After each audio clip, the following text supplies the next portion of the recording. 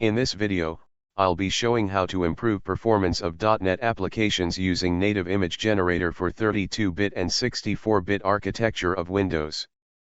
The native image generator, Ngen.exe, is a tool that improves the performance of managed applications. It creates native images, which are files containing compiled processor-specific machine code, and installs them into the native image cache on the local computer.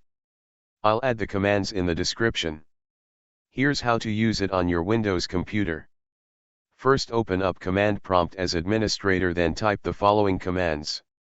For 32-bit PC, type cdc://windows/microsoft.net/framework/v4.0.30319.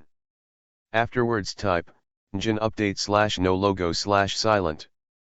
Do keep in mind, it might take longer, say 5 to 10 minutes, to create natives images depending on your computer specifications. We'll similarly run Ngen for 64-bit apps as well. That is, cdc://windows/microsoft.net/framework 64/v4.0.30319. Type Ngen update/no logo/silent.